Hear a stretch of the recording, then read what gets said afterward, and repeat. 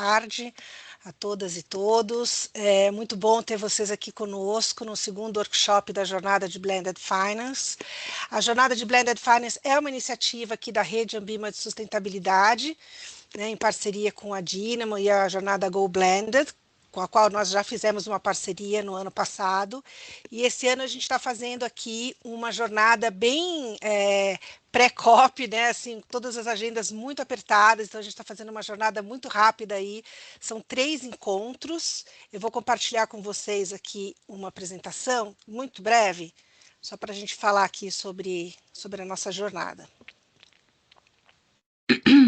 Estão vendo minha tela? Sim. Ótimo. Então, a Jornada de Blended Finance, como eu disse, é uma iniciativa da Rede Ambima de Sustentabilidade. Essa é uma forma que a gente tem utilizado bastante aqui para promover vários temas, para compartilhar conhecimento, né, e ajudar o mercado a avançar com várias questões aqui relacionadas a finanças sustentáveis, a impacto. E essa jornada, a gente, então, como eu disse, são 3 encontros. O primeiro encontro aconteceu no dia 30 de setembro, onde nós falamos sobre estruturas inteligentes, os modelos replicáveis e ferramentas. Esse é o nosso segundo encontro, onde o foco vai ser o capital catalítico, quais são as estratégias, né, para mitigação de risco e para mobilização de investidores. E o terceiro e último workshop dessa jornada vai ser no dia 30 de outubro, só tentando para que esse, excepcionalmente, não vai ser no mesmo horário que a gente acostumou, mas vai ser no período da manhã, das 10 ao meio-dia, onde a gente vai falar sobre o tema de métricas, impacto e ambiente regulatório, medir para escalar, como que a gente consegue ganhar escala nesse tipo de estrutura. Indo aqui um pouquinho para a nossa agenda de hoje. Bom, a gente vai abrir com um exercício aqui, que o Douglas, que é o nosso parceiro da Dynamo, junto com o Marco, vai fazer com vocês. Depois, às 14h50, nós vamos ter o Blended Talk, técnico-prático, vai ser liderado pelo Marco Gorini, e ele vai trazer para a gente as estratégias de mitigação de risco e casos reais que acontecem aqui no Brasil e em outros lugares. Depois, depois desse Blended Talk, a gente vai ter o painel de perspectivas, né? A gente vai também aprofundar algumas questões e receber aí também perguntas e responder dúvidas de vocês. E para esse painel nós vamos ter 3 convidados. Nós temos a Natália Dias. A Natália, ela é do Bid Invest e é uma parceira aqui da Ambima, e muitas das coisas que a gente está vendo aqui hoje foram desenhadas, enfim, ela teve uma contribuição muito grande, né? Ela é diretora executiva no Bid Invest, chefe da divisão de mercado de capitais, finanças sustentáveis e finanças estruturadas, ela é conselheira, investidora de impacto, ativista e também pesquisadora. E como eu disse, é muito próxima aqui de nós da Ambima, e também é uma entusiasta e uma grande impulsionadora do tema de Blended Finance aqui no Brasil. Nós vamos também ter a participação da Débora Lugão. A Débora, ela é CFO da Violet. Ela possui mais de 10 anos de experiência no mercado tradicional de investimentos, tendo sido responsável por captações e investimentos de fundos de private equity em casas como Pátria Investimentos e HIG Capital. Teremos também a participação do Cláudio dos Anjos. O Cláudio, ele é analista da Regia Capital, ele atua na gestora em inovação financeira para estratégias geradoras de externalidades positivas, né? O que inclui o desenvolvimento de produtos e estratégias de Blended Finance, que ele vai compartilhar aqui com a gente, voltadas para a restauração, bioeconomia e agricultura de baixo carbono.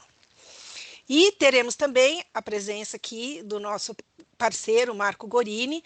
O Marco, ele é economista, ele é cofundador e CEO da Dynamo, e ele atua na criação de soluções financeiras inovadoras e no apoio a negócios com potencial de transformação.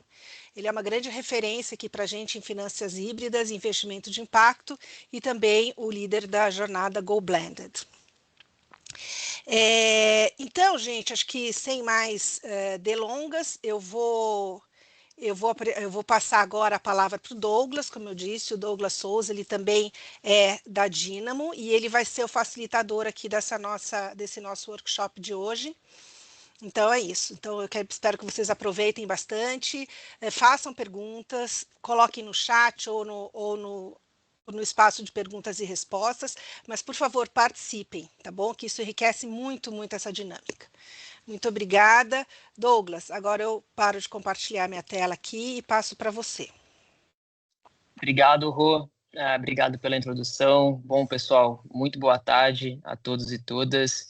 Uma alegria imensa a gente tá dando continuidade, né, à jornada com o Blender aqui junto com a Ambima, grande parceiro nosso nessa trajetória. Bom, pessoal, o segundo workshop, ele tem como, segundo de três nessa jornada, né, ele tem como tema capital. Ao longo dessas próximos minutos, a gente vai discutir um pouquinho sobre esses temas, tá? E aí, para começar a aquecer os motores, né? Assim como a gente convidou e engajou muitas pessoas aí no primeiro workshop, a ideia é que seja algo bastante interativo, bastante ativo da parte de vocês. E a gente já queria começar com um exercício aqui. Se a Rô puder me ajudar e colocar aqui na tela, a gente tem duas perguntas para vocês, pessoal. Vamos lá. A gente vai iniciar uma enquete aqui. Boa. Na mesma composição. Vocês me avisam se está aparecendo. Aí deixar mais para a direita. Opa, compartilhar. Vou lançar Boa. aqui, Obrigado. tá? Tá Vou sim. lançar a primeira. Obrigado, Rô. Bom, a primeira pergunta, pessoal, é qual a principal barreira que você enxerga para atrair investidores privados ao Blended Finance? Tá? Temos aqui 5 opções. Opção A, falta de projetos estruturados e maduros. Opção B, desalinhamento de expectativa entre atores. Opção C, percepção de alto risco e baixa previsibilidade. D, falta de mecanismos padronizáveis e escaláveis. E, por fim, opção E, pouco conhecimento sobre casos de sucesso. Com base na experiência e na vivência de vocês, tragam aqui seus votos, suas percepções.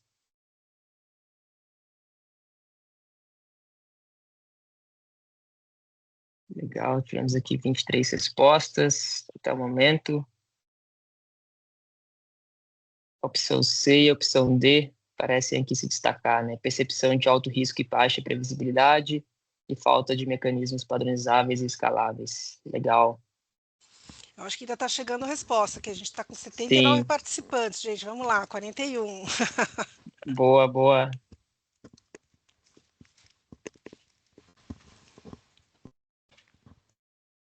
Legal, 42 respostas.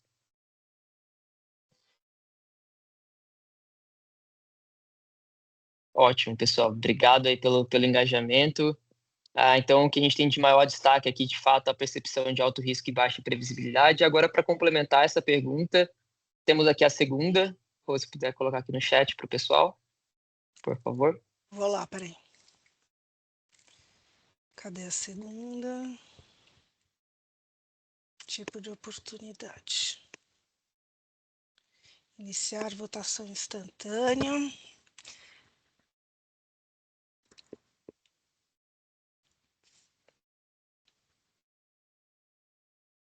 Tá aparecendo aí, não?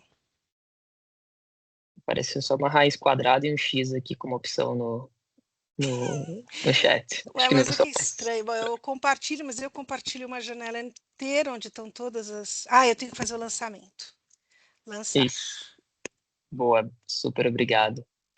Bom, pessoal, a segunda pergunta, então, é que tipo de oportunidade mais poderia engajar capital comercial nesse modelo? Tá? Então, opção A, mecanismos de mitigação de risco, first loss, garantias, seguros. Opção B, retorno financeiro competitivo aliado a impacto mensurável. C, presença de investidores âncora, públicos ou multilaterais. Opção D, modelos padronizados e replicáveis que facilitem a entrada de fundos privados. E, por fim, opção E, instrumentos híbridos, dívida e mais participação com governança clara. Então, dado esse desafio, quais você acha que são oportunidades que mais poderiam engajar esse capital nessas operações, com base na experiência e na vivência de vocês, pessoal? Tivemos cerca de 50 respostas na resposta anterior. Vamos ver se a gente tem maior ou um equivalente engajamento nessa aqui.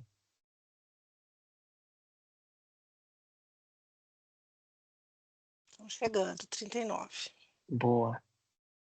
Aqui já está um pouco mais equilibrado, né? As respostas. Então, a princípio, opção B, retorno financeiro competitivo aliado a impacto mensurável, saindo na frente aqui com cerca de 30%. Logo em seguida vem mecanismo de mitigação de risco, first loss, garantias e seguros.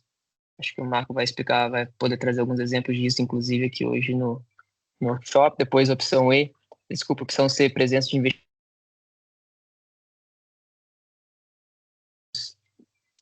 com governança clara. Mais respostas? 48. As mesmas 48, legal. Obrigado, gente. Obrigado pelo engajamento, obrigado pela participação nessas perguntas. Eu acho que isso aqui traz o tom um pouco dos desafios aí que a gente vai conversar um pouco aqui agora. E aí, com base nesses resultados, nesses desafios mapeados, eu faço o handover aqui para o Marco Gorini, para ele trazer o conteúdo, trazer o nosso Blend Talk em cima, também inspirado das respostas de vocês. E depois eu volto aqui para acompanhá-los no painel. Obrigado, pessoal. Vai lá, Marco, contigo. Obrigado, Doug. Boa tarde, pessoal.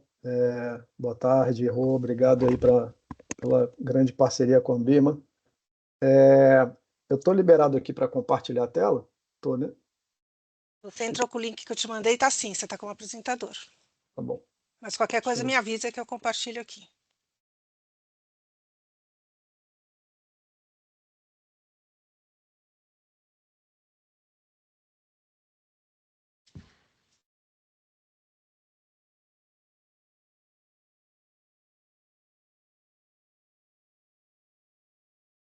Vamos ver se dessa vez eu compartilhei certo. Apareceu para vocês? Tá vindo alguma coisa. Sim, só não está no modo apresentação. Não, já mudei aqui. Oi? Ainda não. Vê se você compartilhou a tela, vê se você compartilhou a tela certa.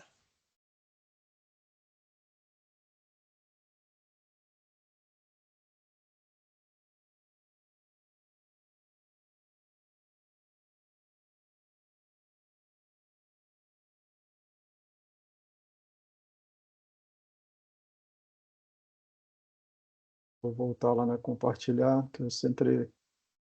Desculpa aí, pessoal. Inclusão digital aqui.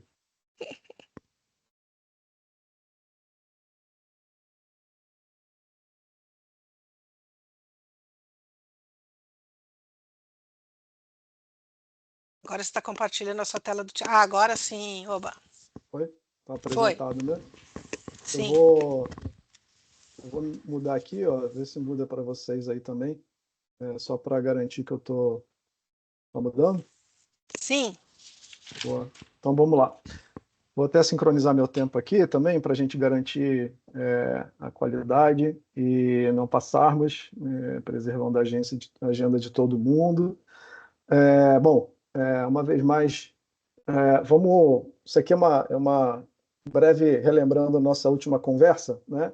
Para quem não participou, é o único slide que eu vou trazer de relembrança aqui do que a gente conversou no último encontro. Um conceito bem básico, destacando o papel do capital concessional catalítico por conta da nossa temática de hoje, mas, em essência, a gente está falando de usar esse tipo de capital para que, através dele, a gente consiga gerar uma alavancagem do capital comercial tradicional, né? Seja ele público, seja ele privado, enfim, vamos explorar um pouco isso ao longo do dia aqui, ao longo desses próximos minutos. Mas o mais importante aqui também é não esquecer a segunda parte da definição, que é para onde vai esse recurso, né? Então, ele tem um propósito. Não é uma alavancagem para qualquer coisa, mas é uma alavancagem para algo específico, nesse caso, para financiar esse desenvolvimento de soluções ou de mercados, né, bem estruturantes, para que a gente consiga atingir essa tripla geração de valor, né, tanto econômica, quanto social, quanto ecológica. Então, essa é a definição mais clássica de blended, mas o nosso foco hoje vai estar concentrado, como eu disse, no tema catalítico. E para falar disso, eu acho que eu sempre gosto de trazer o que está acontecendo aí no mundo, né? Essa notícia é muito recente, como vocês podem ver, de junho de 25, A gente está vendo a cada mês, a cada semana, novos atores se manifestando, se posicionando, lançando iniciativas. Essa aqui é uma grande iniciativa global, que reúne alguns países. É uma plataforma que tem como proposição mobilizar bilhões de dólares em capital privado para os mercados emergentes. Depois vale a pena vocês darem uma pesquisada. Como vocês vão receber o material, os links e as referências vão estar sempre aqui, então quem se interessar pode aprofundar. Mas a grande pergunta é essa, né? Como é que nós aqui no Brasil, como é que o mercado de capitais vai se posicionar para jogar esse jogo, né? Assim, esse posicionamento, o tabuleiro está se mexendo. E é muito importante a gente partir dessa perspectiva para que a gente entenda o cenário de oportunidade que está na mesa, né?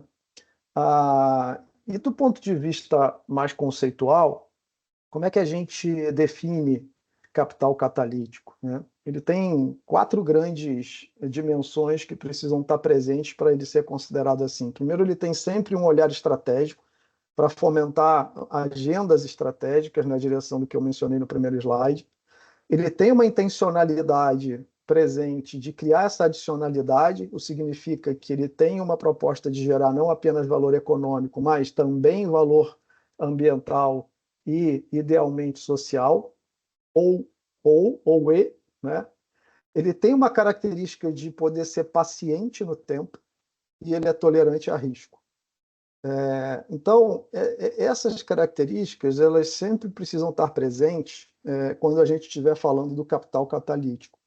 E o principal goal, quando a gente utiliza esse capital, é a convergência, esse elo entre o propósito, né, a estratégia e a eficiência. Então, as estruturas de mercado viabilizadas através de diferentes fontes, de diferentes perfis de atores, que inclusive têm diferentes definições do que é sucesso.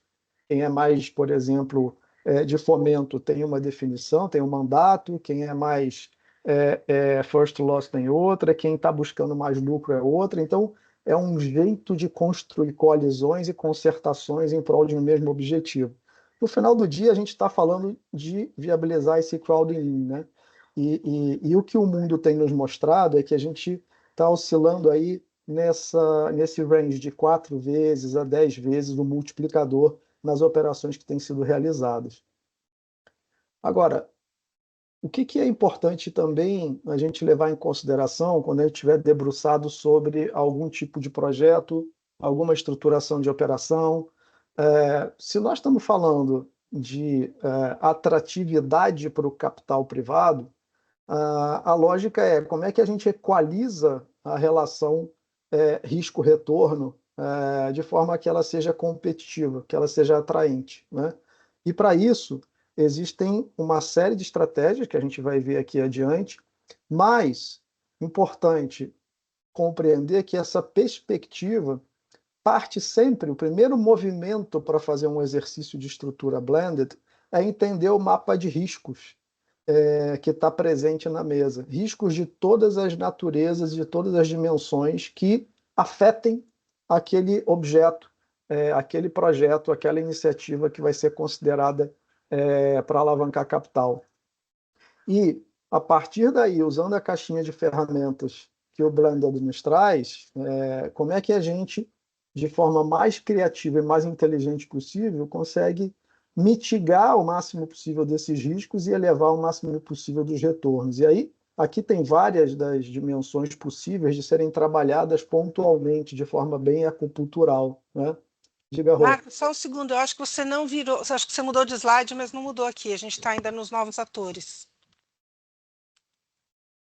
Ué, eu já mudei o meu aqui agora. O que foi agora que eu fiz de errado? Porque estava mudando, né? Eu mudei, não fiz nada. Deixa eu parar aqui para compartilhar de novo. Eu estou compartilhando.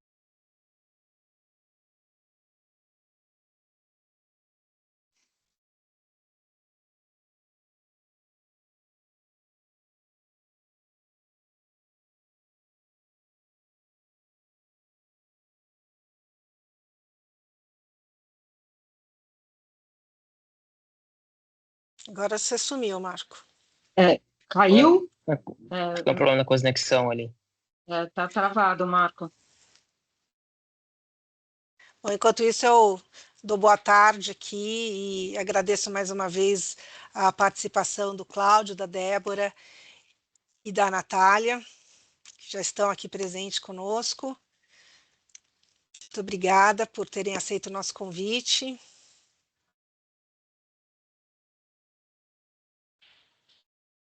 Ixi, o Marco caiu agora.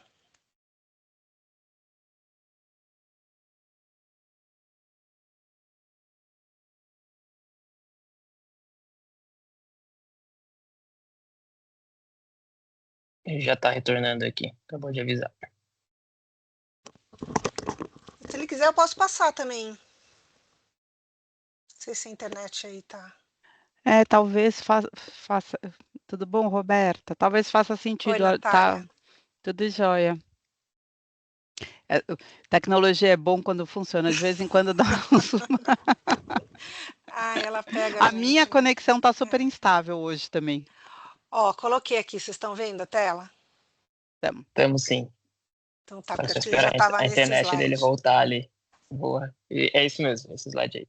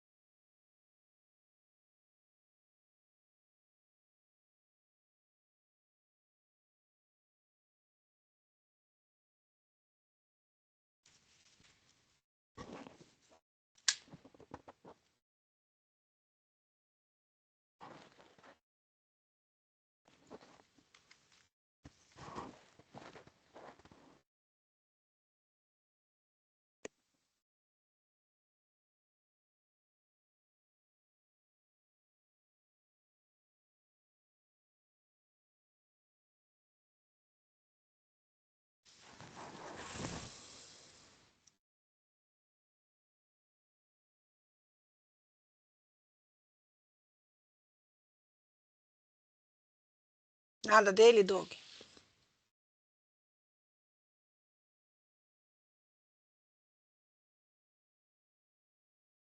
Caiu a rede lá, ele tá tentando retornar. Pô,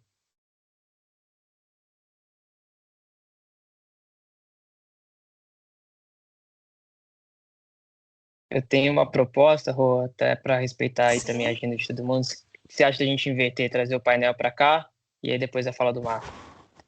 Pode ser. Ele tá um problema lá de reinicializar? Não foi só Exato. uma queda. Ah, provavelmente ele está em viagem, é uma questão Ah, tá. ali. Então tá, ué, acho que podemos fazer sim. Já estamos com todos os nossos Os palestrantes painelistas aqui, os aqui, né? panelistas. Boa. Vamos Então lá, eu então vou se parar puder de colocar eles compartilhar. nesse.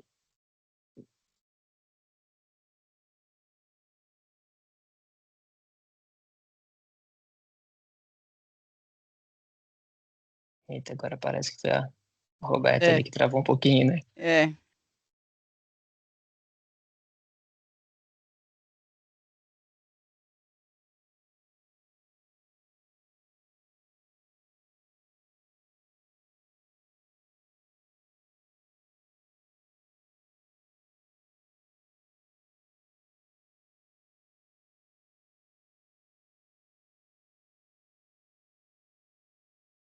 Deixa eu ver aqui.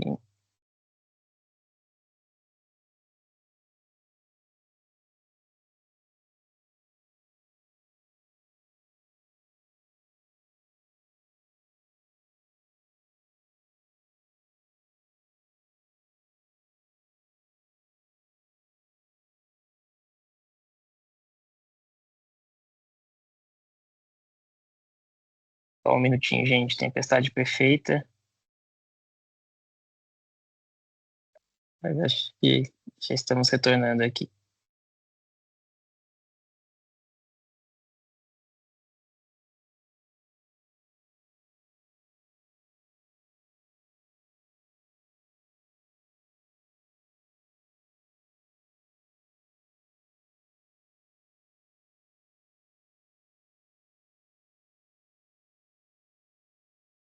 Bom, pessoal, mesmo sem a Roberta aqui, eu vou tomar a liberdade de a gente, então, começar o painel, até mesmo para a gente não ter esse intervalo grande aqui.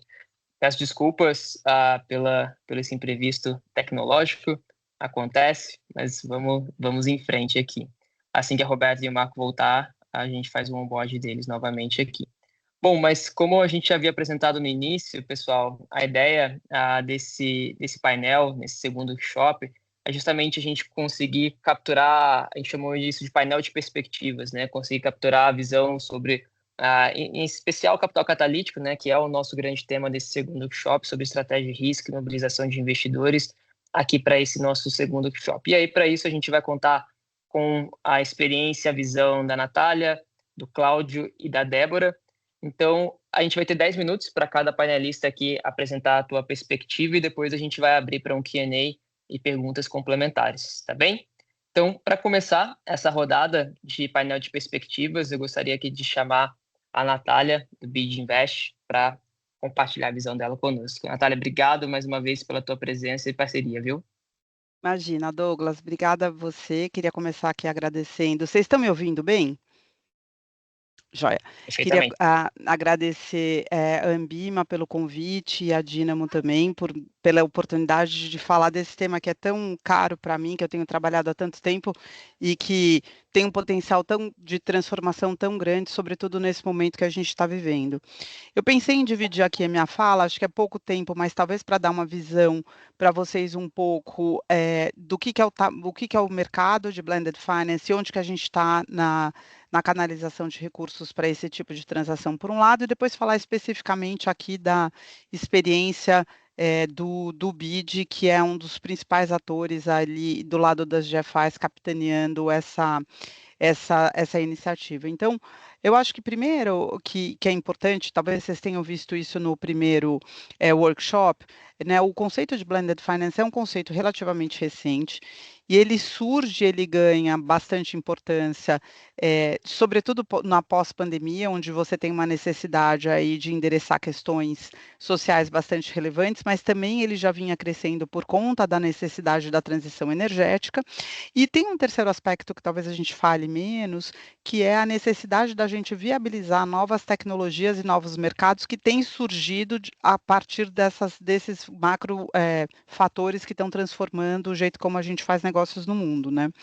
Então, acho que assim, a notícia positiva, por um lado, né, e quando a gente pega, né, e o objetivo do Blended Finance é de fato viabilizar a agenda dos Objetivos de Desenvolvimento Sustentável, a gente sempre acha que é um volume muito relevante, né? A gente sempre fala aí de um gap de 6 trilhões, 9 trilhões, depende um pouco da estatística que você usa, mas esse é uma fatia muito pouco relevante quando a gente compara ou com o PIB global, que é de 100 trilhões por ano, ou com os 200 trilhões que a gente tem em ativos em liquidez no mercado financeiro globalmente, ou com o próprio subsídio que a gente tem para a indústria do petróleo, que é de 7 tri ao ano. Então, eu sempre gosto de relativizar, é um desafio grande, mas ele é possível de ser enfrentado.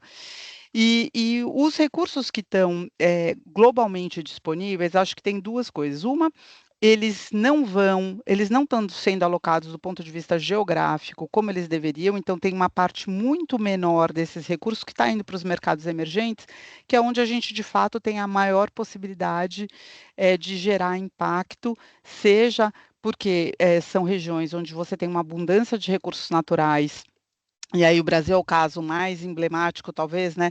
Com floresta, com água, com minerais críticos, sendo o celeiro do mundo, e com uma matriz energética mais limpa dentro dos países do G20, então que pode canalizar recursos para viabilizar essa transição, e que também tem população que precisa, de fato, melhorar a condição de vida. Então, a América Latina ela tem toda essa oportunidade, mas ela tem um desafio muito grande de inclusão produtiva da população e de gerar desenvolvimento para todos. Então, esse é o pano de fundo quando a gente está falando aqui de Blended. O mercado de Blended ele tem um estoque aí mais ou menos de 200 bi que a gente já fez em transações recentemente, né?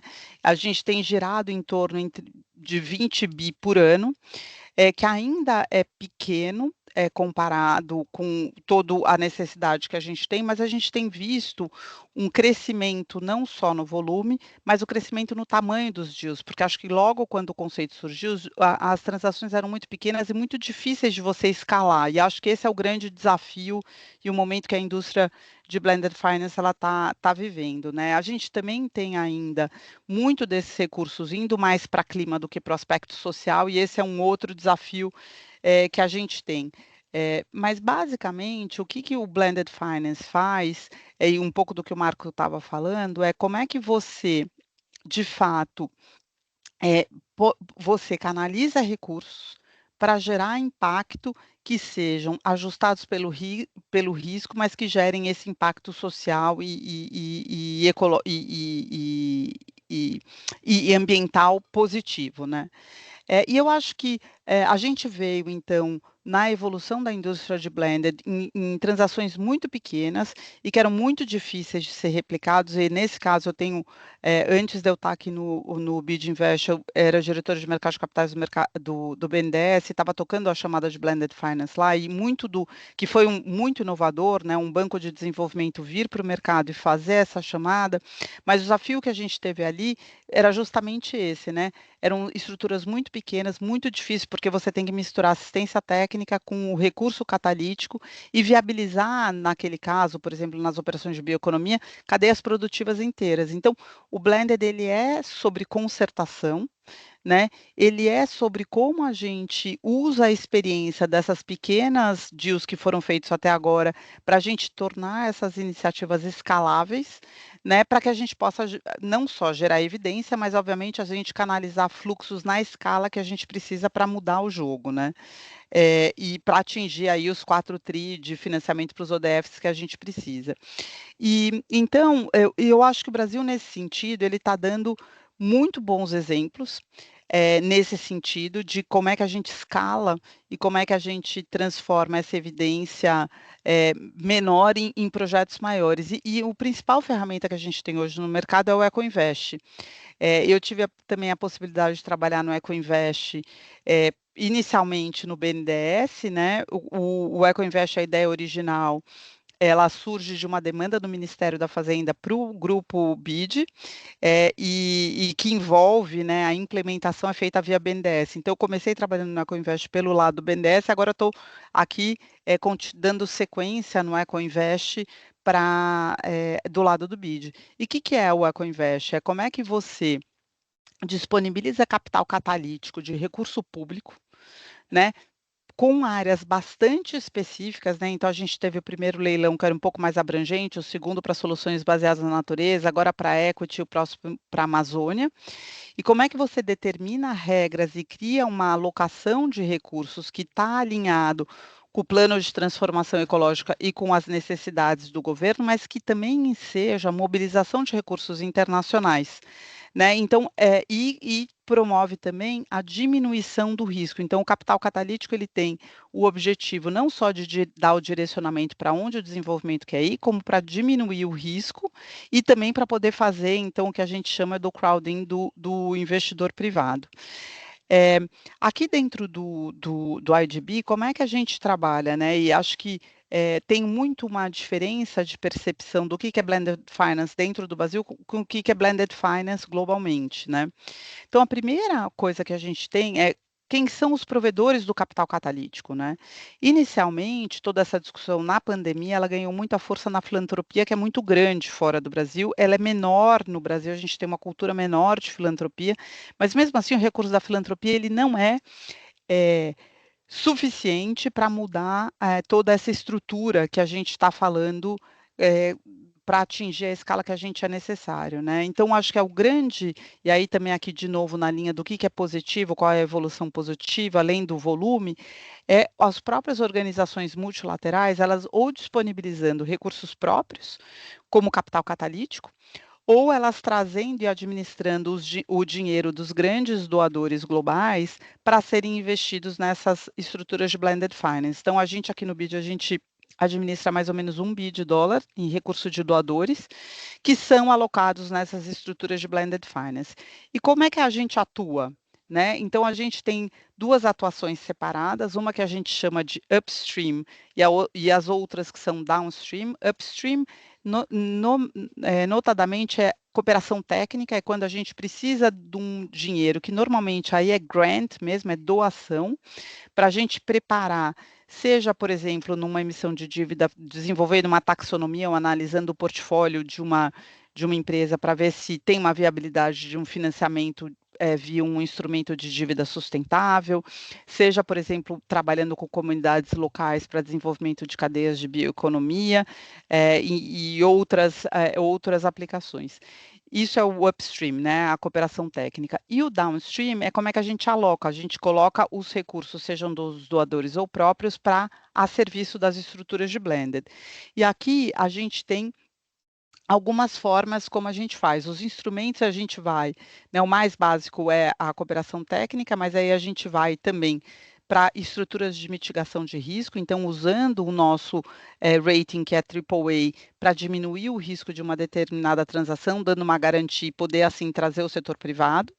Depois a gente atua também em estruturas de dívida, né? Então a gente dando financiando uma parte do projeto. A gente também pode fazer um instrumento híbrido, que é uma dívida conversível ou um empréstimo conversível, e no limite, até entrando como equity dentro de um projeto. E equity pode ser assumindo uma posição subordinada numa estrutura ou entrando com equity diretamente dentro de um projeto. E o blended, ele fala não só de recurso, mas qual é a concessionalidade que você vai dar. Então, a gente tem 3 formas de trabalhar concessionalidade. A mais básica, obviamente, é tendo preço diferenciado, então um subsídio no preço, mas a gente também pode trabalhar concessionalidade na estrutura da transação, ou indo mais longo do que o setor privado, então a gente faz um instrumento híbrido onde a gente toma 20 anos e o investidor privado ele vai num prazo mais curto, ou quando a gente tem uma menos nível de garantia ou discute garantias e divide garantias com o setor privado, ou se a gente pode, como eu já mencionei, ter dentro do ranking, na prioridade de pagamento, só subir uma posição mezanino ou júnior para poder também diminuir o risco de uma transação. Ou utilizando o nosso capital catalítico para dar liquidez em determinadas situações dentro de uma determinada transação. Por exemplo, uma estrutura que a gente fez de blended finance recentemente, até para dar um exemplo tangível, né, foi uma estrutura onde a gente comprometeu 5 milhões de capital catalítico, parece pouco, mas com esses 5 milhões a gente conseguiu alavancar 50 milhões. E basicamente a gente alocou 5 milhões em equity, em projetos de energia renovável no Caribe, né? Então, num fundo de resiliência climática, né? Que conseguiu levantar esses 50 milhões para financiar a instalação de painéis solares por pequenas e médias empresas na região do Caribe. Então, aí, por que eu estou dando esse exemplo? Porque daí que a gente vê o impacto, porque, por outro lado, a gente falou, então, como a gente atua, qual é a concessionalidade que a gente dá, mas, sobretudo, para um multilateral e para um banco de desenvolvimento, a gente está preocupado com o impacto.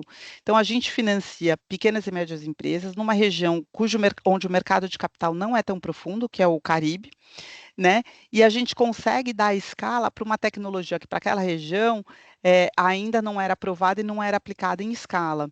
Então, aí, esse é um exemplo que congrega todos os aspectos que a gente tenta atrair no Blended Finance. E para trazer alguns números também, por exemplo, só na região, o IDB, ele é um banco multilateral que tem acionistas globais, né? Todos os países do mundo praticamente são acionistas aqui do banco, mas a gente tem um foco regional de atuação. Então, a gente só investe os recursos na América Latina e do Caribe. Então, são 48 países que são sócios, a gente aplica os recursos em 28 mercados da América Latina e do Caribe.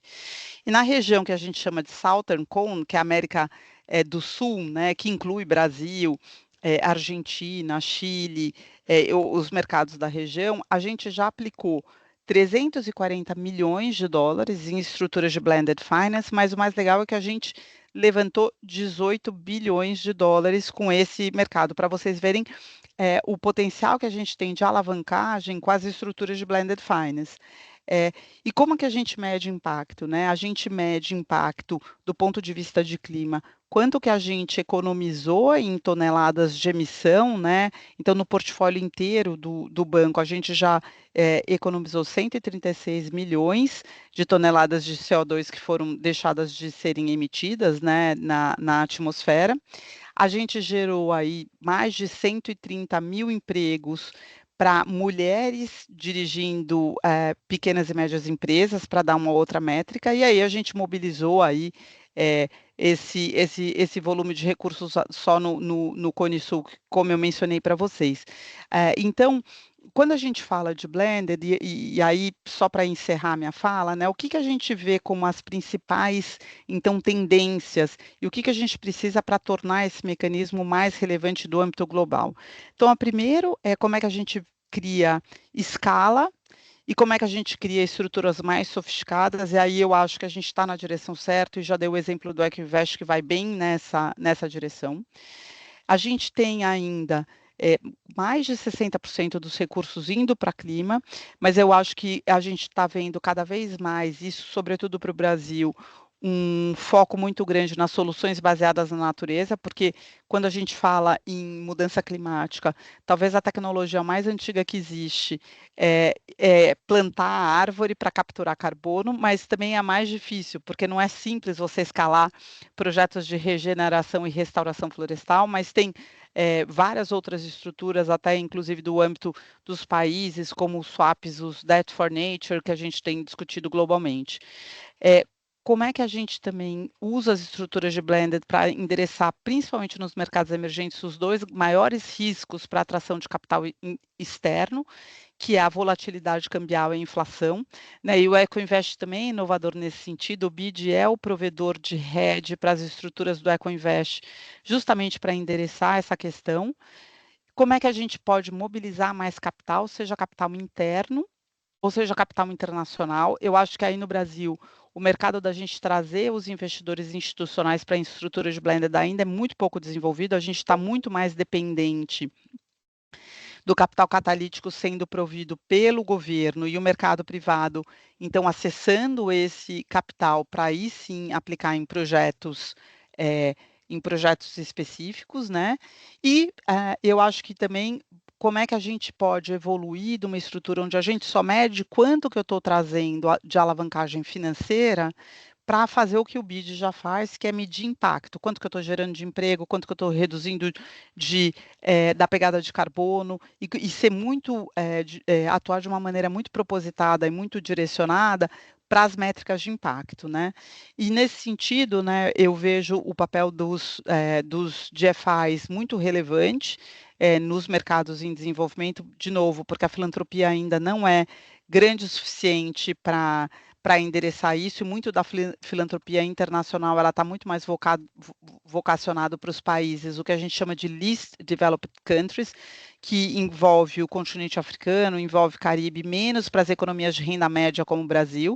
Então, os GFIs têm que preencher esse gap, promovendo o de-risking, estruturando as transações, desenvolvendo novos mercados, e, por exemplo, a Amazônia ela traz todo aí um potencial para a gente desenvolver novas cadeias produtivas, seja na parte alimentícia, seja na parte farmacológica, né?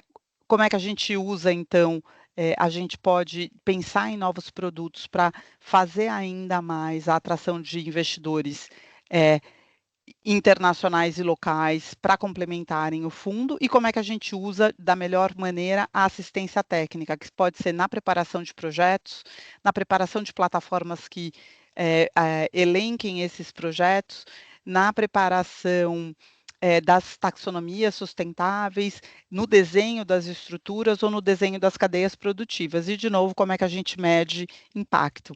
Eu vou parar por aqui e fico aqui à disposição para a gente fazer para a gente poder interagir e pegar algumas perguntas no final. Obrigada.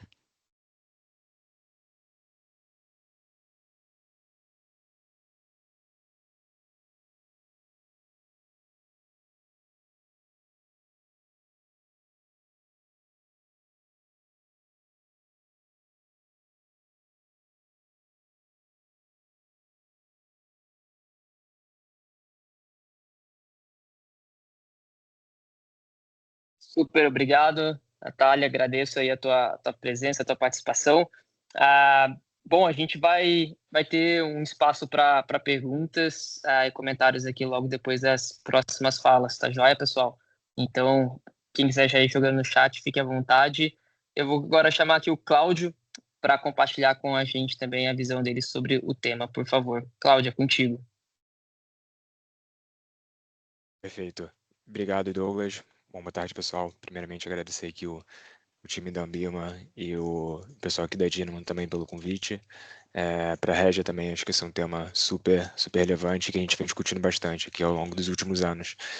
E, bom, acho que aqui para hoje a gente pensou em trazer a nossa visão como investidor, do ponto de vista aqui do capital privado, um pouco aqui da nossa experiência em construção de estruturas de Blended Finance.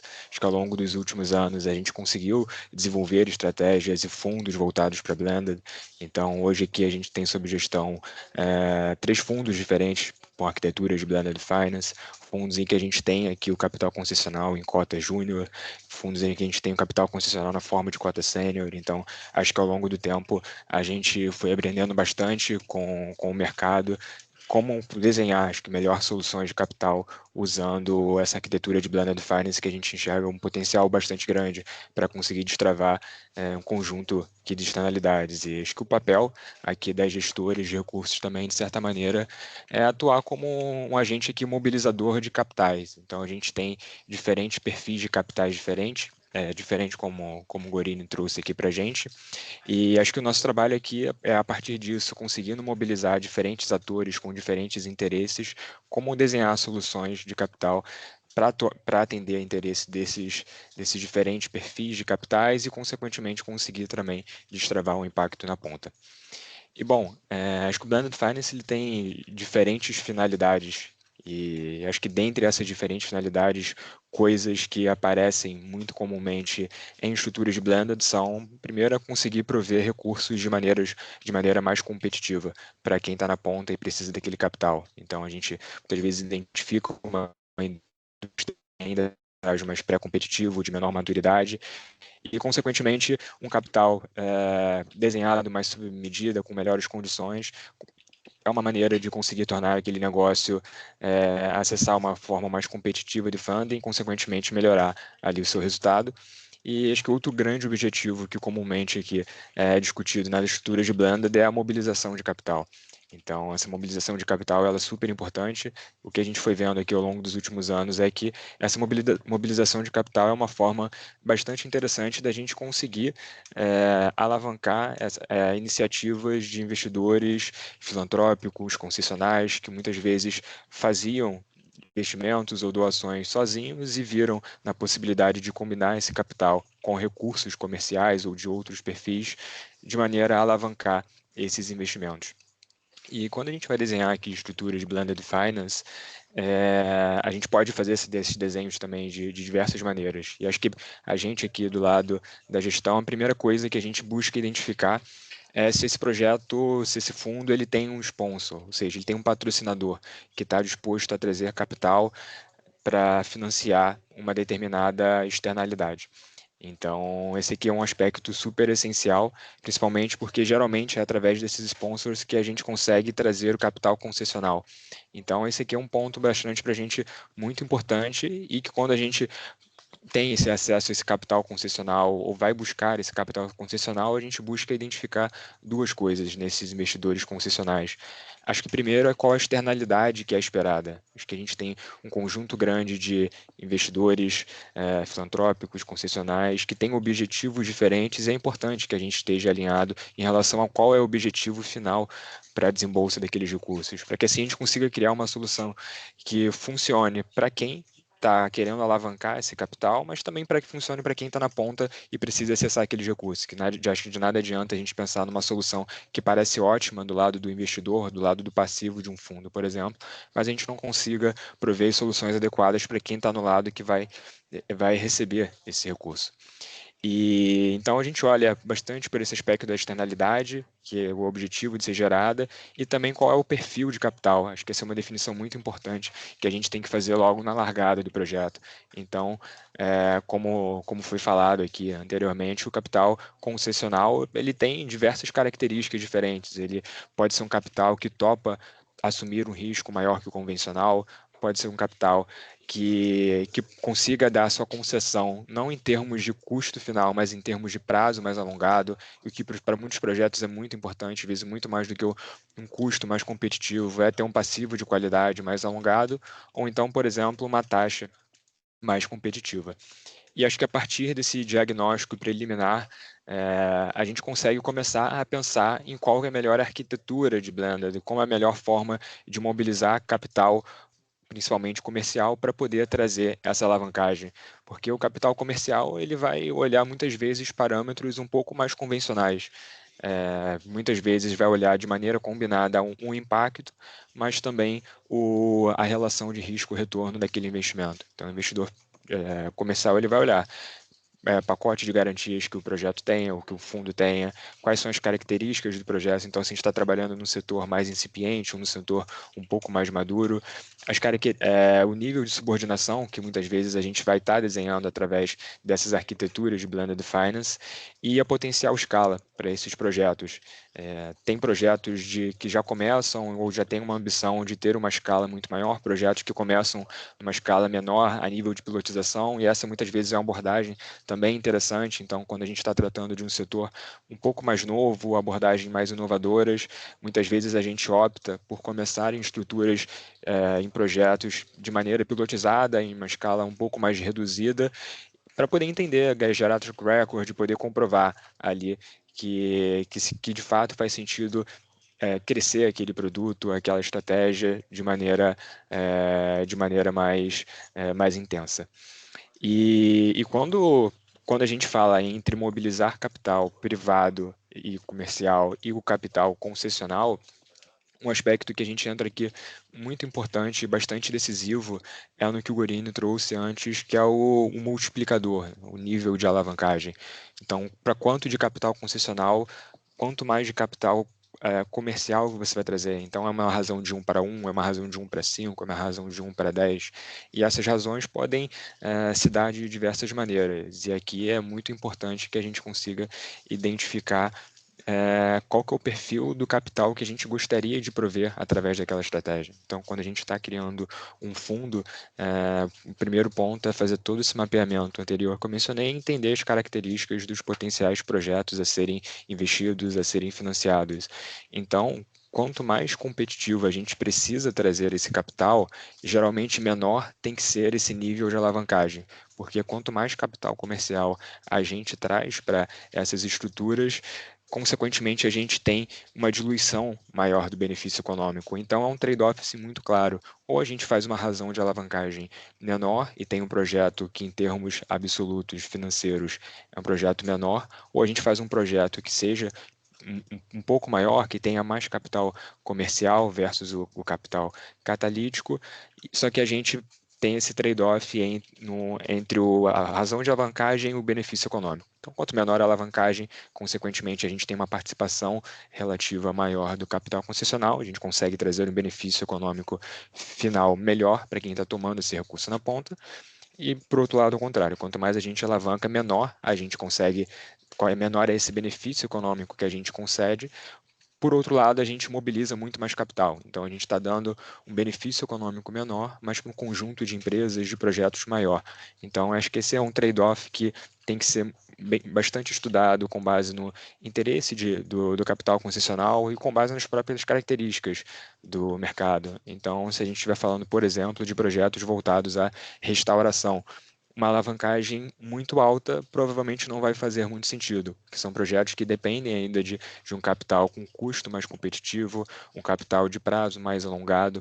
Então, essas razões elas vão mudando realmente, acho que bastante de indústria para indústria, de projetos para projetos. Muitas vezes entender se o melhor desenho de capital, às vezes, é de fato a estrutura de blended, ou se muitas vezes você tem um segmento, um setor, um determinado projeto, que o ideal seja uma doação, um capital a fundo perdido.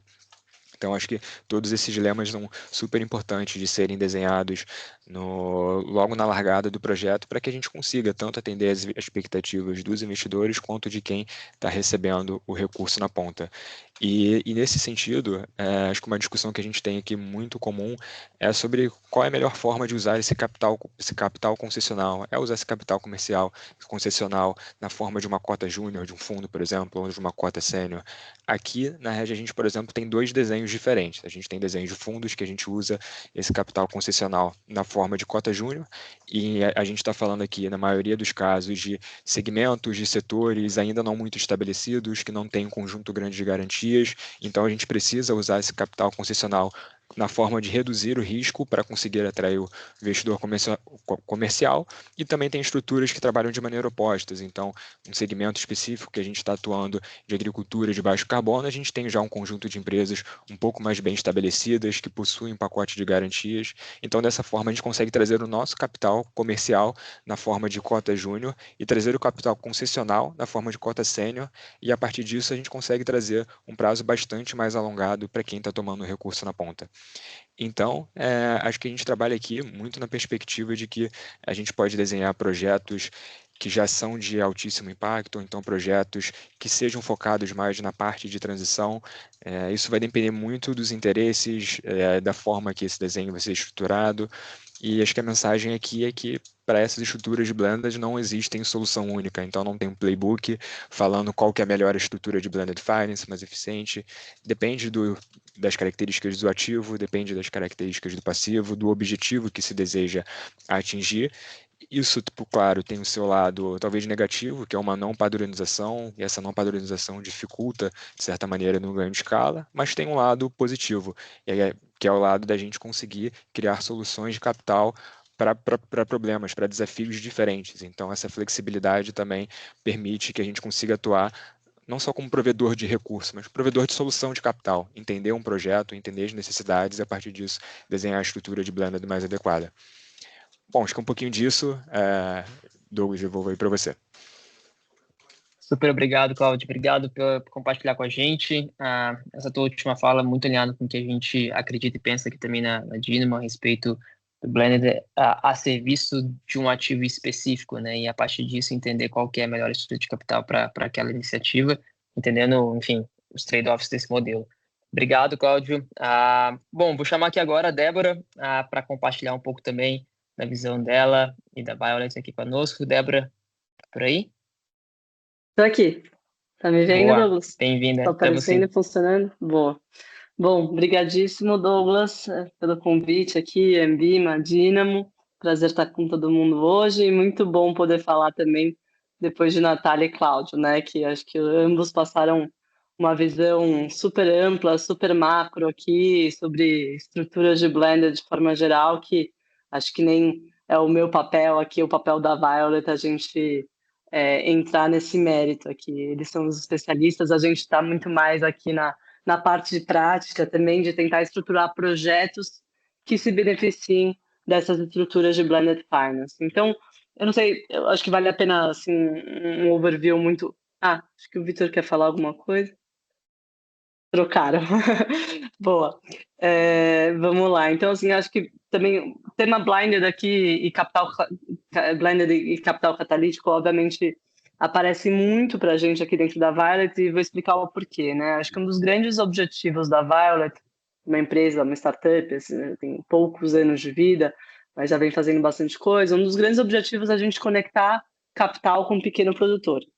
Então, nessa agenda, obviamente, né, de levar capital de mercado aqui para produtor, né, que quer custear suas operações, que quer investir em novos projetos, esses produtores, pequenos produtores, eles têm bastante dificuldade de acessar capital de mercado com bancos tradicionais, né, são taxas aqui extremamente altas.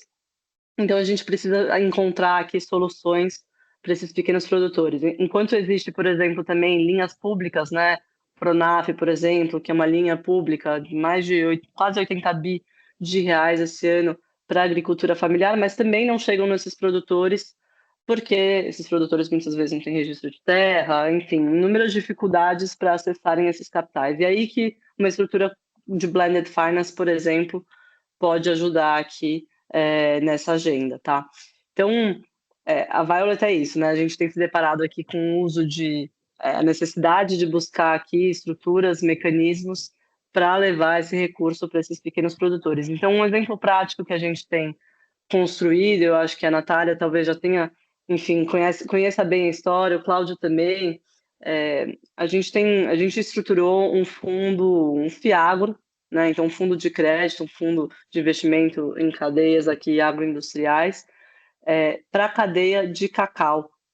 Um fundo de 30 milhões de reais, blended finance, para levar crédito para o pequeno produtor, para a agricultura familiar de cacau na Bahia e no Pará. Como é que esse projeto surge? E aí, conectando também com a fala do Cláudio sobre o âncora, né, o sponsor do projeto aqui, né? Então, o Instituto Arapiaú, né, que é uma organização sem fins lucrativos, um instituto com uma série de projetos interessantes e muito conectado com a cadeia do cacau, ele já vem desenvolvendo há alguns anos iniciativas para levar crédito para esses produtores, pequenos produtores de cacau.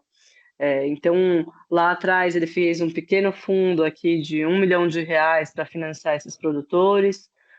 Na sequência, justamente como a Natália comentou, num edital do BNDES aqui, conseguiu alavancar R$10 milhões para expandir esse primeiro programa de 1 milhão, virou 10 milhões para levar aí para mais ou menos 600 produtores de cacau. Estamos falando aqui de tickets de R$20 mil até R$20 mil de crédito para esse produtor de cacau.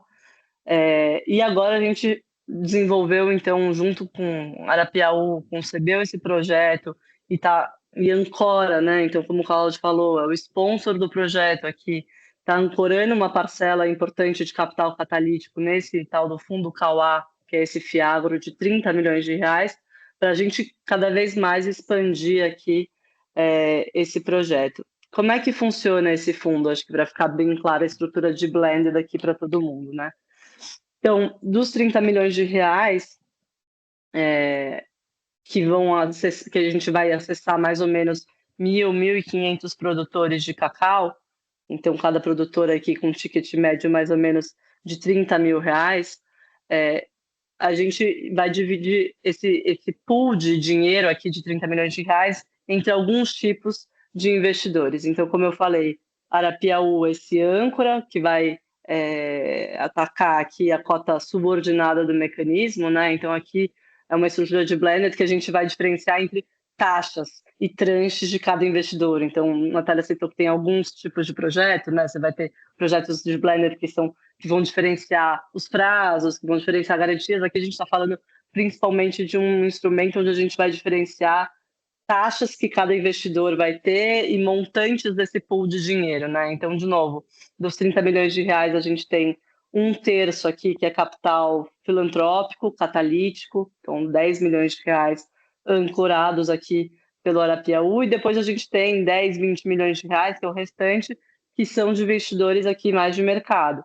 Então, a gente está falando agora de capital de mercado, com uma cota mezanino, que vai ter um rendimento, uma taxa de IPCA, e uma cota senior, que vai ter um rendimento de CDI mais 2. Ou seja, um que é um first loss, outro que é também uma taxa de retorno subsidiada, IPCA, e outro com uma taxa de CDI mais 2. Esse mix aqui de taxas de retorno dos investidores vão me proporcionar uma taxa para o pequeno produtor de cacau de 12%. Né? Então, esse pequeno produtor que não consegue acessar a taxa de banco comercial, porque é super alta, também não consegue acessar, infelizmente, um Pronaf, que seria uma taxa subsidiada, pública, mas ele não consegue acessar, eu consigo fazer alguma coisa no meio termo para ele. Então, eu levo esse pool de dinheiros aqui de diferentes tipos de investidores, eu levo para ele a 12%. E aí eu viabilizo aqui uma operação de custeio para a produção desse pequeno produtor, né? Então, o Cauá, ele vem para isso, né? Ele vem para fechar esse gap, tornar esse produtor invisível aí para o sistema financeiro tradicional, visível agora, uma vez que a gente traz esse tipo de recurso. Então, de novo, né, o investidor sênior ele tem seu retorno de CDI mais 2, então é atrativo para ele.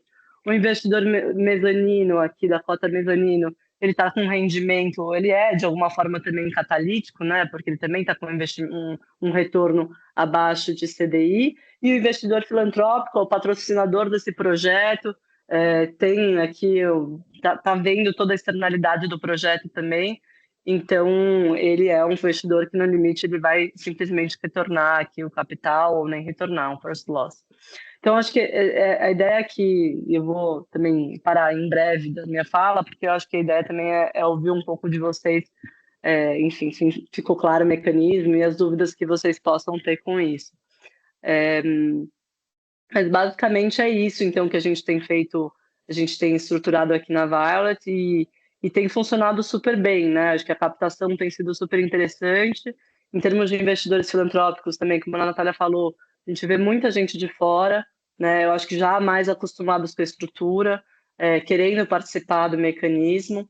Acho que o mecanismo, um outro tema a tratar, também ligando com as outras falas, eu expliquei bastante aqui do FIAGRO, mas de fato, né, além do FIAGRO, a gente tem um outro bolso, um outro potinho aqui, que seria um instrumento para financiar não o crédito ao produtor, mas financiar elementos fundamentais para que a gente possa, que esse produtor consiga repagar, né, o crédito. Então, a gente está falando aqui, por exemplo, de assistência técnica, do pagamento para o originador desse crédito, né, a equipe técnica de campo que origina, que encontra os produtores, pega as propostas de crédito dos produtores. Então, tudo isso, de fato, não é financiado pelo FIAGRO. Ele é um outro pote, e, de novo, com capital filantrópico, com capital catalítico, para que essa estrutura consiga funcionar. Aí a gente volta ao ponto, talvez, da Natália aqui, mas, puxa, é um projeto super pequeno, né?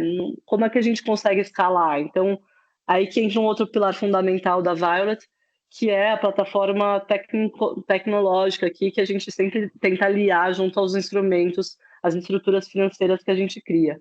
Então, a plataforma tecnológica da Violet aqui é uma plataforma para digitalizar, tornar muito mais eficiente esse processo de onboarding dos produtores, né, de cadastro, de transferência do recurso, de análise dos indicadores, de análise de produtividade, de análise de repagamento.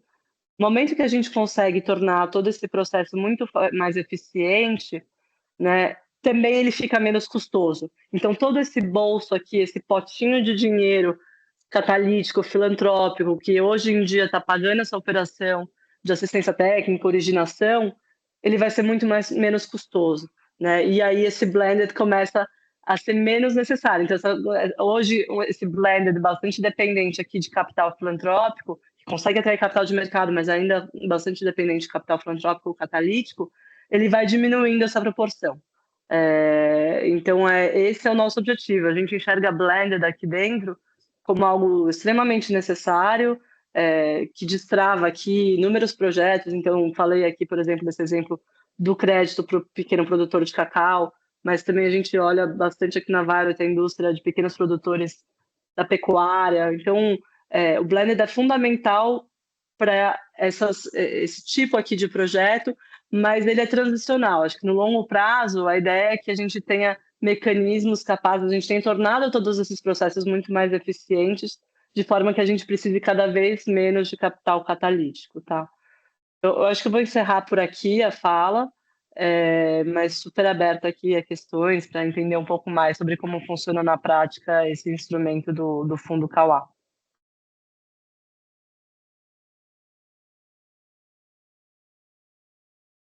Boa. Obrigado, Débora. Queria aproveitar que você está aqui com a gente e já trazer aqui uma pergunta da Meire, que lançou aqui no chat. A operação já chegou no ponto de equilíbrio financeiro e como o engajamento com pequenos produtores é realizado? Por favor.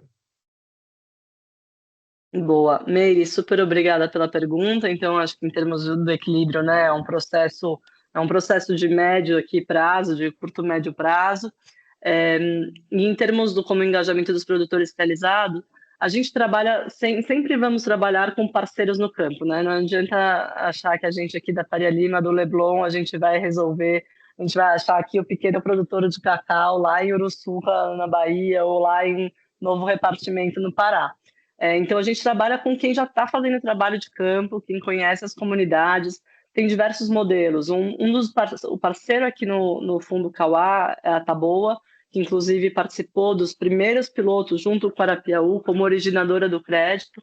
Então, a Taboa também é uma organização filantrópica que fica em Serra Grande, na Bahia, e ele já vem fazendo esse trabalho de originação de crédito há bastante tempo, né? Então, eles conhecem as comunidades e eles também estão sempre expandindo aqui o universo de produtores, né? Então, fazendo parcerias com as prefeituras, com municipalidades, que também indicam, as prefeituras têm todo o interesse que os produtores, pequenos agricultores familiares aqui de cacau, sejam beneficiados com esse projeto também. Então, é meio quase que um ciclo aqui virtuoso de encontrar aqui agricultores, tá? Mas sim, a gente, acho que respondendo de forma mais pragmática, a gente usa e faz muito uso desses acordos com operadores de campo, tá? Assistências técnicas e originadores de crédito.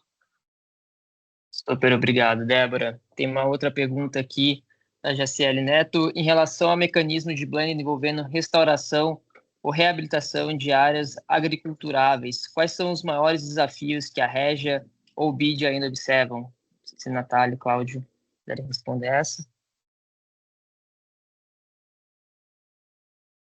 Bom, posso Douglas, puxar você aqui. cortou um pouquinho para mim. Eu não consegui pegar, minha internet está instável. Você consegue repetir, por favor? Super. Em relação ao mecanismo de blending envolvendo restauração ou reabilitação de áreas agriculturáveis, quais são os maiores desafios que a Régia ou o BID ainda observam? Se o Cláudio puder comentar e depois a Natália. Perfeito. Bom, acho que aqui do lado da Régia, acho que são alguns desafios. Acho que o principal deles está na própria complexidade do processo de restauração por si só. Acho que a restauração pode se dar de diversas maneiras. Então, a gente já viu muitos projetos de restauração ecológica, restauração com sistema agroflorestal. Dentro dos próprios sistemas agroflorestais, as culturas elas podem mudar. Restauração com integração lavoura, pecuária e floresta. Então, acho que tem um conjunto de modelos e formatos de restauração diferentes e que esses projetos eles mudam muito também conforme a gente vai para cada região, para cada bioma diferente. Então, acho que um dos maiores desafios ainda, acho que está em conseguir selecionar, identificar e criar bons processos de monitoramento de execução dos projetos para que a gente consiga, de fato, atingir uma escala. Hoje a gente tem cada vez mais surgido projetos no âmbito da restauração que tem conseguido trazer essa escala e eu acho que com o próprio EcoInvest que a Natália trouxe na fala dela, eu acho que é um grande potencial da gente conseguir destravar esse desafio. Acho que a gente está pensando e desenhando aqui algumas maneiras diferentes também aqui de poder trabalhar dentro dessa agenda e para que a gente consiga também prover uma solução de capital adequada para projetos, que no geral são projetos de alto capex no início de implementação, então demandam muitos recursos na largada do projeto e que as fontes de receita elas só se dão ao longo da implementação. Então, vão surgir no 5º, no 6º, no 10º ano. Então, a gente tem essa equalização financeira para fazer e a gente depende que tudo dê muito certo para que nesse 5º, 6º, 7º ano, de fato, se você vai fazer um investimento de equity ou uma dívida, você consiga ter o retorno desse capital investido. Então, acho que a combinação da complexidade da restauração com ter sponsors, implementadores que consigam executar bem essa estratégia e ter uma solução de capital adequada que atenda de fato à realidade daqueles projetos, acho que é o conjunto aqui de desafios que a gente tem na restauração que estão sendo cada vez mais observados aqui no Brasil e justamente com esse objetivo de atingir uma escala maior.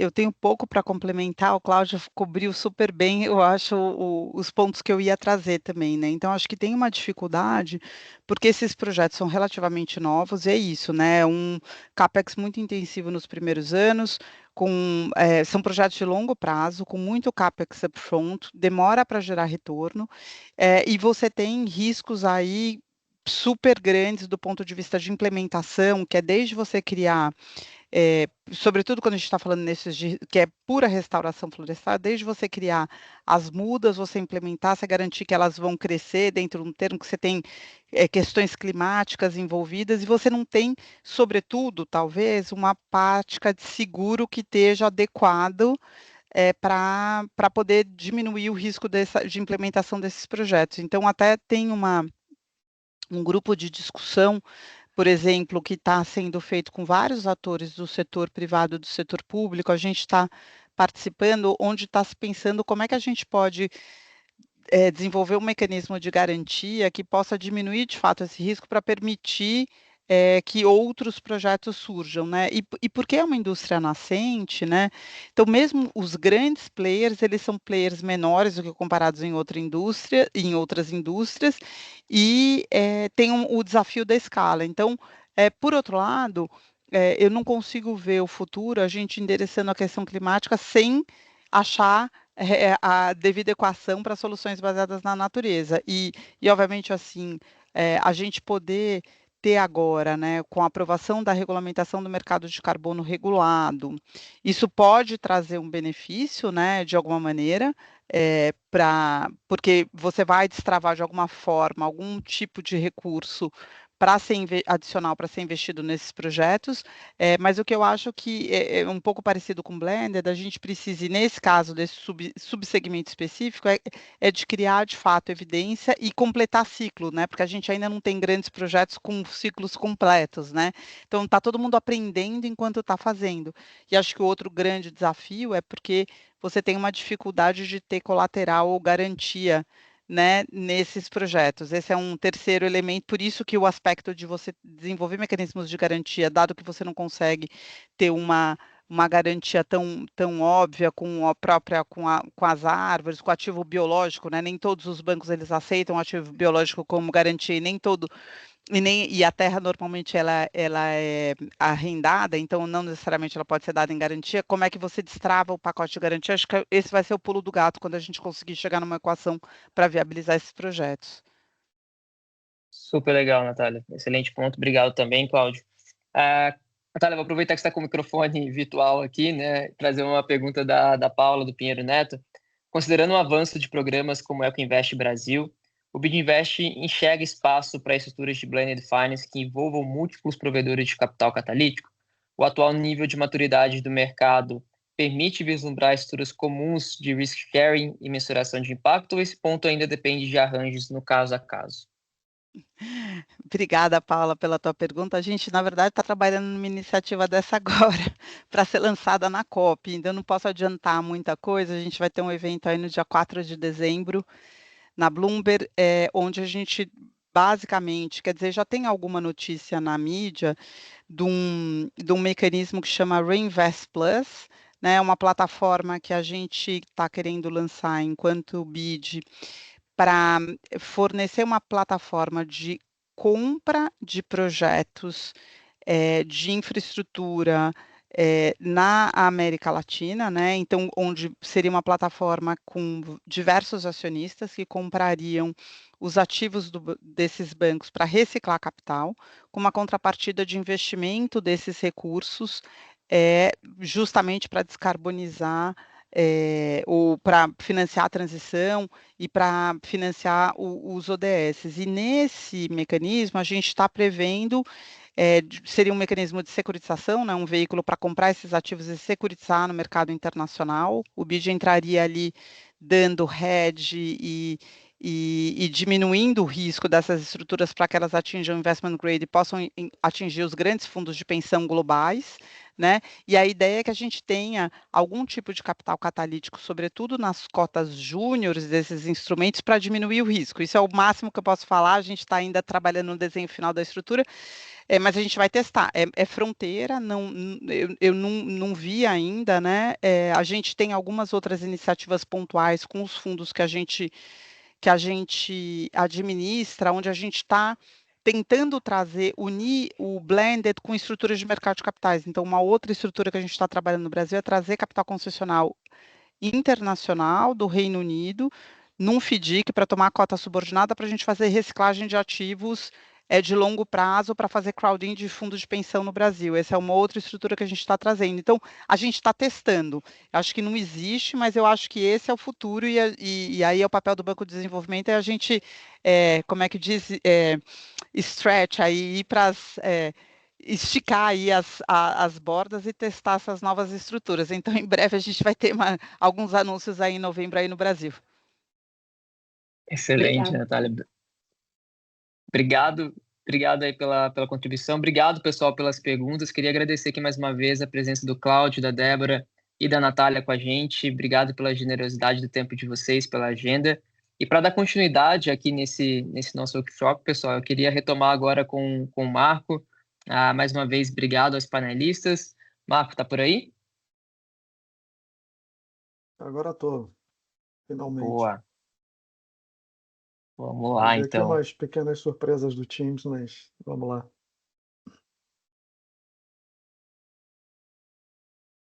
Você vai compartilhar aí, né?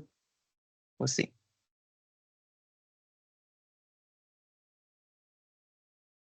Estão visualizando? Estou sim. Pode Boa. botar no slide 6. Boa. Bom, vou retomar aqui, pessoal, e aí a gente vai também ter um espaço para perguntas para quem quiser no finalzinho, a gente deixar um espaço. E pegando o gancho, né, das falas que a gente ouviu, especialmente essa pergunta que veio agora de reflorestamento, por exemplo, é muito interessante porque a gente nesse setor muitas vezes está num espaço que não dá nem para dizer que é um espaço de risco, a gente está ainda num espaço de incerteza, né? O que é muito interessante, porque abre a possibilidade da gente experimentar diferentes estruturas blended catalíticas, que a gente vai começar a ver logo na sequência. E são múltiplas das estruturas, aqui o Cláudio, a Débora, a Natália compartilharam algumas delas, e como esse material vai para vocês vão poder ter a oportunidade de olhar para as principais que são utilizadas hoje no mundo. Eu estou com alguém com um áudio vazando, se puder fechar o microfone. Bom, a primeira delas, que já foi citada aqui, o Cláudio citou, a Débora também citou, é a mais clássica, talvez, que é a utilização das estruturas, seja para dívida ou seja para equity, né? Mas do catalítico como subordinada.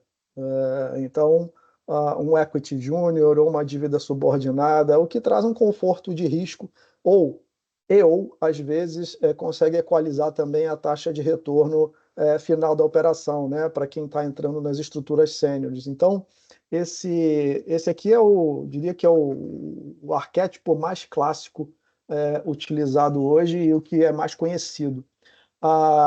O que está começando a emergir de uma forma mais forte atualmente, principalmente para ativos ambientais, a gente acabou de falar disso, são as estruturas de garantia e seguro, né? As estruturas de garantia e seguro, elas trazem uma possibilidade também desse de-risking, e tem diferentes formas de fazer isso, mas pensem que o seguro, especialmente, tem uma vantagem que você não mobiliza muito capital na frente, né? O grande desafio que a gente encontra hoje no mercado, a depender da classe de ativo que vai ser segurado ou que vai ser garantido, é justamente a precificação. A gente está nessa fronteira de entender como é que a gente precifica o custo dessa garantia, como é que a gente precifica o custo desse seguro. Então está uma fronteira expandindo aí de conhecimento, de track record, de construção de indicadores que vão nos ajudar a avançar. Mas também é algo que funciona muito. Vejam que, tanto a 1 quanto a 2, se a gente pensar em instrumentos de mercado de capitais, não tem nenhuma grande novidade. Aqui o que a gente está falando de novidade é o perfil do investidor que coloca capital, porque o tradicional do campo, né, é a gente pensar quem toma mais risco tem mais retorno. E no blended isso muitas vezes acontece ao contrário. Quem está tomando mais risco tem menos retorno. Quem está tomando mais risco é o último a sair, né? Quem está tomando mais risco tem um nível de paciência e disposição e uma captura de valor que vem muito mais pelo resultado do impacto e da externalidade do projeto do que muitas vezes pelo financeiro. Bom, uma terceira estrutura interessante que dá para a gente olhar, também foi comentada aqui, é quando a gente tem projetos mais complexos que precisam de um pré-operacional para que eles possam ser preparados, o setup desses projetos. A Débora trouxe um pouco sobre isso, quando você fala, né, de alocação de recursos para agricultores. Como é que você prepara o campo para você melhorar a qualidade deste projeto, né? E aí a gente tem ou doações, que podem funcionar muito bem nesse sentido. Então, você viabiliza os custos pré-operacionais, seja de qualificação do projeto, seja até de pagamento de prestadores de serviços que vão trabalhar para estruturar essas operações. Eu estou falando dos advogados, eu estou falando até mesmo de quem está desenhando as estruturas. Então, isso tem funcionado muito bem ao longo dos últimos anos. E uma versão alternativa para isso é a gente usar os fundos de assistência técnica. Os fundos de assistência técnica, eles ajudam muito a fazer esse setup e também ajudam, ao longo do projeto, a você pagar certos custos, pagar certos prestadores que vão trabalhar o tempo inteiro nessa lógica de de-risking da operação, né? Qualificando a operação para que ela consiga entregar e performar da melhor forma possível. Então, isso, ao reduzir custo da estrutura final, significa que ou você vai colocar uma dívida mais interessante, ou você vai conseguir remunerar melhor essa dívida, ou você vai capturar mais valor no equity também. Então, você gera uma estrutura mais atrativa para o processo. Um exemplo bem recente, a gente fez uma operação aqui imobiliária para aluguel social recentemente, e lançamos um prédio que atende a população com remuneração com faixa de renda de 3 a 6 salários.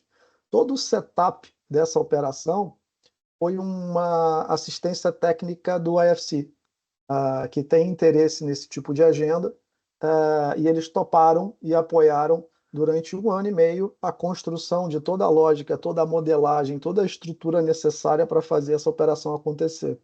Esse setup foi viabilizado através de uma assistência técnica do IFC. Agora, também é verdade que a gente tem modelos um pouco mais complexos, um pouco menos utilizados, e esse é o último que eu vou dividir aqui com vocês. Se puder dar uma passada aí, Doug, é esse aí. Que é uma lógica um pouco diferente, né? Você viabilizar o pagamento, o financiamento, ele vai ser baseado em resultados finais. Então, normalmente, o que você tem seja um doador, seja um fomentador, ele contrata a estrutura e remunera a partir da performance. Esse é um mecanismo que vem sendo utilizado muito circunstancialmente em alguns locais. Ainda não dá para dizer que é um mecanismo que está escalado, mas eu quis trazer aqui esse exemplo para vocês saberem que existe. Ele tem uma complexidade adicional, né? Porque, como foi falado aqui, a gente também está na fronteira de entender o que é resultado de externalidade, o que é resultado de impacto, como é que a gente mede isso. Então, ele é possível para algumas estruturas muito específicas, onde a gente já está um pouco mais avançado no entendimento dessa remuneração e dessa avaliação e mensuração, tá? E aí, o que vale a pena a gente avançar? Aqui, ganhando níveis de complexidade, eu só quis trazer um exemplo de algo que já está rodando. Vocês vejam, de cima para baixo, né? Vocês vejam que na linha de cima você tem capital de governos, DFIs, fundações, né? Então estamos falando de capitais filantrópicos e capitais públicos em 3 dimensões de de-risking. Tanto first loss, né, na estrutura do veículo, na facility de assistência técnica e na estruturação de garantias. Então essa operação é uma operação que ela conseguiu usar 3 modelos, 3 estruturas catalíticas para fazer essa gestão de risco e conseguir alavancar o capital comercial, que aí aporta no veículo, e aí você aterriza as operações para as pequenas e médias empresas, faz a avaliação dos outcomes, né, dos impactos, e aí você tem também um complemento de pagamento por resultado. Esse seria um desenho mais complexo para vocês entenderem como essas estruturas são montadas hoje, né? E uma coisa que tem sido interessante também acompanhar, monitorando o que está acontecendo no mundo, é que a gente está vendo essa emergência desses novos atores, né? Então, hoje a gente já conversa com family offices que estão interessados em pensar nessas estruturas. A gente tem as corporações que estão alocando capital também nessas estruturas. A gente tem fundos soberanos que estão alocando capital nessas estruturas. E, como eu disse no primeiro slide, esse tabuleiro está muito mexido. Então, a gente está vendo todo mundo num processo de entender mais, descer em nível de aprendizado e, a partir daí, conseguir fazer estruturas cada vez mais refinadas, mas também pensando na replicabilidade. Então, é verdade, sim, que o blended pode trazer uma complexidade e ser muito aderente para algo circunstancial que não será replicável, mas, por exemplo, talvez num modelo para financiar agricultores familiares numa cultura específica, depois que você acertou o caminho, você vai replicando essa operação até o momento que, eventualmente, ela não precise mais do blended. A Débora trouxe isso aqui, né? Então, você pode levar a um nível de escalabilidade muito interessante. No final do dia, pessoal, o mais importante de entender a gente está falando de assimetria de informação, né? O mercado lida com isso. À medida que a gente vai fechando as lacunas de assimetria de informação, o capital comercial vai assumindo tradicionalmente. Então, aqui é porque a gente está num processo de transição para uma nova economia, para setores emergentes, e, portanto, a gente ainda tem muita assimetria de informação. O blended vem para fechar essa lacuna, viabilizando que essa assimetria não seja impeditiva do ponto de vista da mobilização e da alavancagem, né? A partir desse ponto, eu acho que é legal a gente entender a oportunidade brasileira, né? E todo mundo vem acompanhando a grande oportunidade que é a agenda climática para o Brasil, pela potência que nós somos. Então, nós somos reconhecidos por isso, nós temos players aqui muito refinados nesse ponto, e temos um portfólio de ativos que podem destravar um valor significativo para essa agenda de adaptação climática. Aqui vocês podem ver o volume de capital impressionante que a gente está falando, são diferentes perspectivas, né? Então, se a gente falar para a agenda ESG, a gente está falando de 4 trilhões de dólares por ano, se mais recentemente falando muito da transição para países emergentes, né? O Roadmap Baku-Belém, a gente fala de 1,3 trilhões de dólares, o que significa um campo de oportunidade significativo. E todo mundo citou aqui a EcoInvest. Citando a EcoInvest, a gente não pode esquecer um fator, né?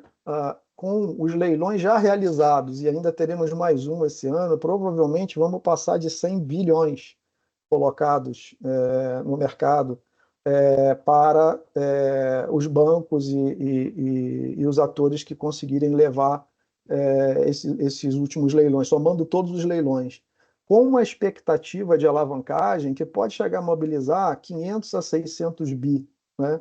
Então, vejam o que significa isso também em termos de oportunidade e que vai mexer nesse campo, porque todo mundo que levou esse leilão provavelmente agora está debruçado sobre o desafio de originação e de mobilização de capital internacional, que é o compromisso assumido nos leilões, né?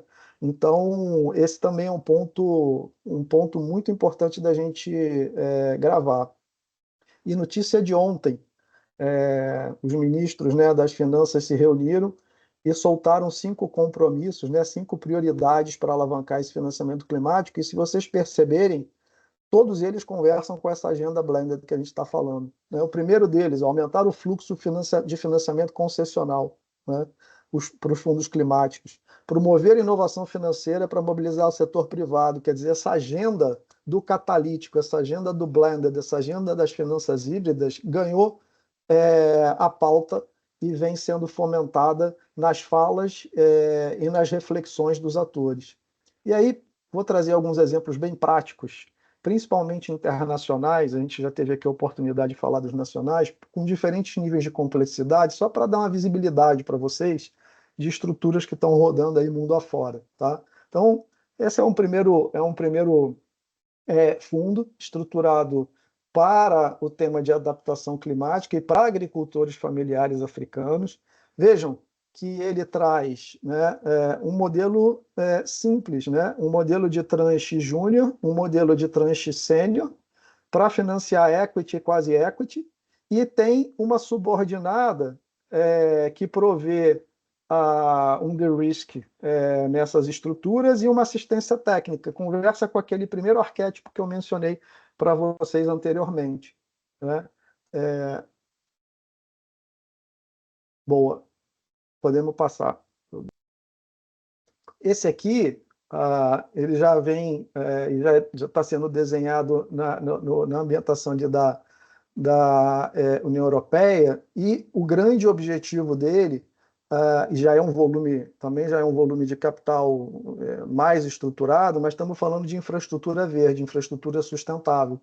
Então, vejam, aqui é um arquétipo diferente, também citado ali no começo do conceito que eu trouxe, porque ele usa garantia principalmente. Então, a União Europeia, capital público, provê recursos para essa estrutura de garantia.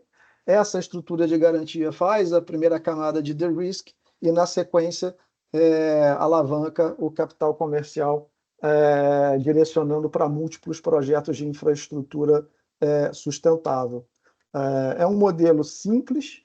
Vejam que o mais importante aqui é a provisão do capital catalítico inicial, que destrava. Mas também foi falado aqui uma coisa que merece atenção, é que nós que estamos no mercado de capitais e muitas vezes interessados num projeto, o caminho inverso também é muito legal. Você diz, olha, eu estou interessado em entrar numa estrutura sênior para esse tipo de projeto, eu posso dar um firme nessa operação se a gente conseguir levantar o capital catalítico. Isso tende a atrair também os demais atores, que são provedores de capital catalítico.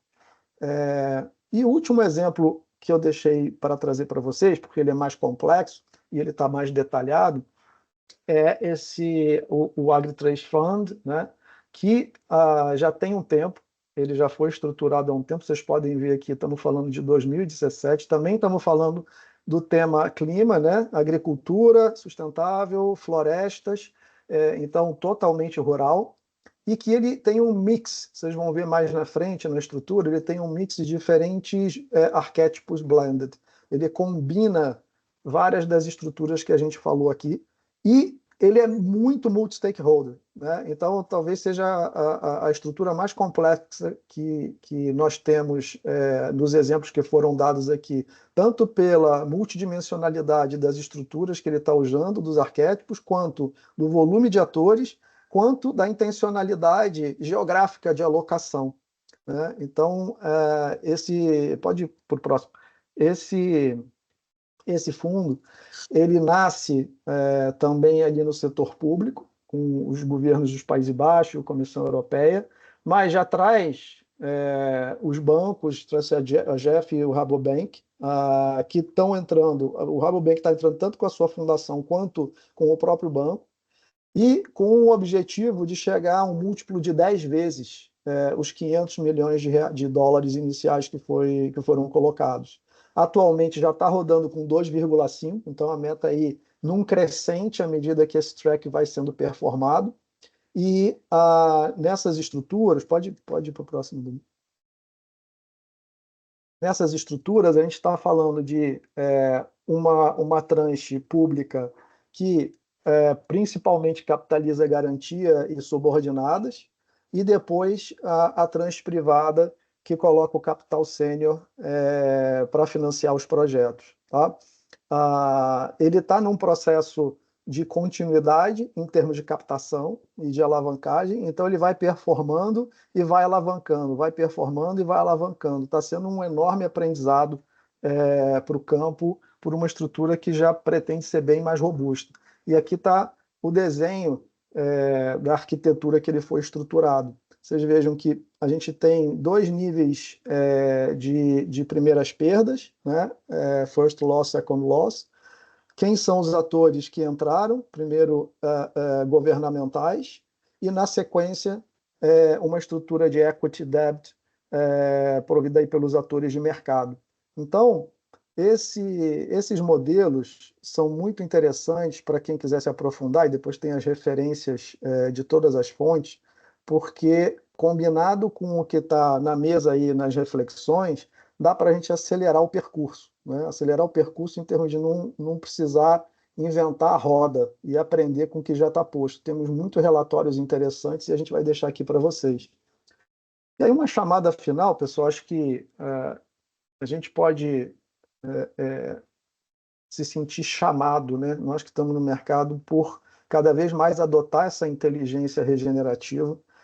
Mas adotar essa inteligência regenerativa, uma coisa que, para mim, é muito, muito importante entender, é que quando a gente fala de blended, todo mundo que está lidando com blended aqui, talvez possa até falar um pouco sobre isso. A gente não está falando de grandes inovações de estruturas financeiras no final do dia, né? Falamos isso no primeiro workshop, o Pulgas trouxe isso também. A gente aqui está falando de uma capacidade de mobilizar atores com diferentes culturas, com diferentes perspectivas e com diferentes interesses. O que significa que a maior competência para estruturar blended, é claro que temos que conhecer sobre finanças, mas a maior estrutura é fazer a convergência desses atores. E esse é o grande desafio, que é sentar na mesa e conseguir montar as coalizões, né? O grande desafio é a grande oportunidade pela potência que traz. E aqui tem um espaço de construção muito interessante para quem está no mercado e quer entrar de forma bem protagonista nesse jogo. Convido a todos e todas a que reflitam sobre isso. Não é só a técnica de entender modelos de arquiteturas financeiras, mas a habilidade de conseguir criar estruturas ganha-ganha. Porque quando a gente entra numa operação de 5 anos, 10 anos, de convergência de atores diferentes, aprender a lidar com essa governança, aprender a lidar com essa convivência, aprender a lidar com fazer a diversidade virar complementaridade é essencial para o sucesso e para a replicação. Senão você faz uma vez e não vai fazer mais. Então, o grande desafio que a gente tem hoje é como é que a gente para de atuar olhando para o nosso umbigo dentro das nossas paredes e começa a formar coalizões, porque ninguém sozinho vai conseguir alavancar o volume de capital que está na mesa e que é necessário para essa agenda. Então, acho que era isso. Tem mais um slide que compartilha um QR Code aqui que tem uma multiplicidade de fontes, é um acervo muito rico, que eu convido a quem se sentir interessado a ir buscar. A gente mantém esse espaço sempre atualizado, com links, com vídeos, com talks, etc. Isso pode ajudar bastante a quem quiser se aprofundar no processo. E aí passo para o Doug fazer o fechamento aqui, se alguém quiser trazer algum ponto, e agradecer mais uma vez, gente. Muito obrigado. Boa, Marco. Obrigado. Obrigado pela apresentação. Pessoal, gostaria de... A gente tem alguns minutos aqui para capturar algumas perguntas. Alguém gostaria de abrir o microfone, trazer reações, perguntas, comentários?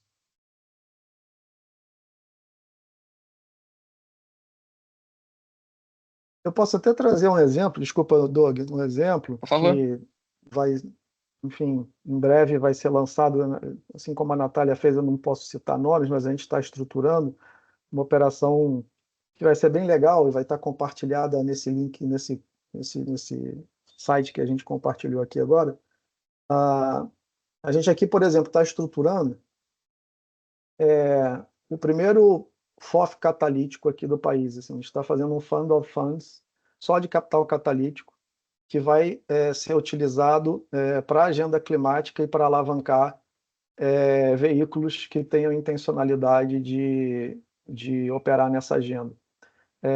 Assim, é uma super novidade e que eu tenho certeza que, a partir do momento que essas iniciativas vão para o campo, elas conseguem trazer um nível, né, de arrasto, de vitrine, de aprendizado muito interessante para novos entrantes, para replicações e para construções futuras. Então, nos próximos dias, a gente vai estar lançando isso no mercado e vai ser, talvez no próximo workshop que a gente tem, a gente já possa falar mais abertamente sobre ele.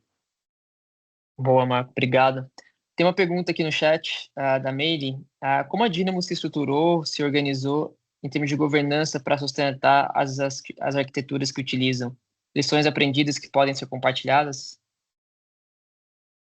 Obrigado, Meire, pela pergunta. Bom, para a gente, como eu acabei de mostrar nesse slide, né, talvez o fator crítico das estruturas seja exatamente a construção prévia de uma governança muito aderente às operações que são estruturadas. Então, essa é uma competência que a gente nutre bastante aqui na Dynamo, e a depender da estrutura que a gente está montando, a depender do coletivo desses atores que estão participando das concertações, a gente desenha a governança para que o modelo seja o mais funcional possível. Então, o setup da arquitetura blended envolve o setup do planejamento da governança que vai estar embarcada nessa arquitetura.